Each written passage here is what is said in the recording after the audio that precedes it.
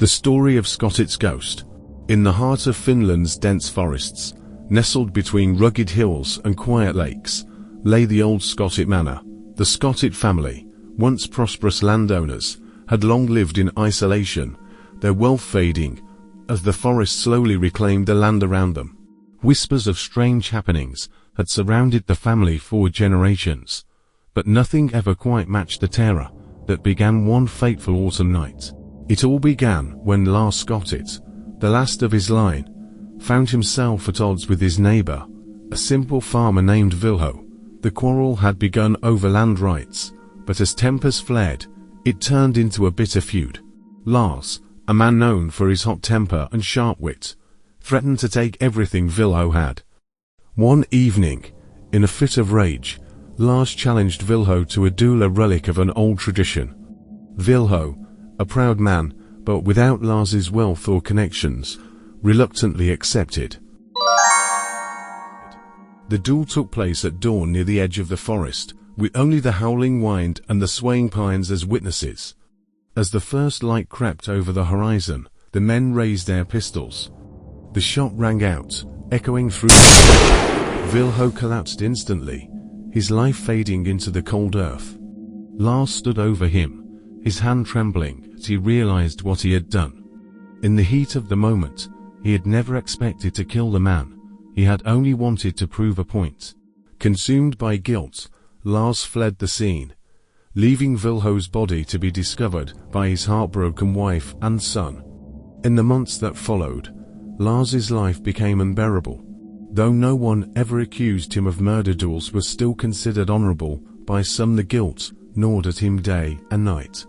Soon, strange occurrences began to plague the manor. At night, Lars would hear footsteps echoing through the halls, the creaking of floorboards as if someone unseen was pacing outside his door.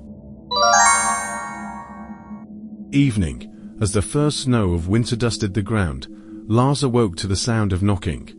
It was a slow, deliberate knock, as if someone was tapping on the old wooden door to the manor. When he opened it, there was no one there, only the faint outline of footsteps in the snow leading away into the forest. That same night, he heard a voice whispering his name in the wind. Lars, Lars.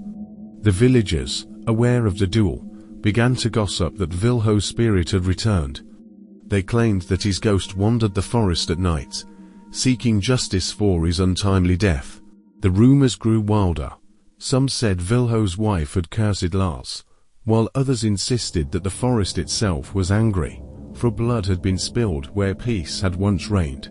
The turning point came one stormy night when Lars, now half mad with fear and guilt, decided to confront the spirit. Armed with the same pistol that had taken Vilho's life, he ventured into the forest.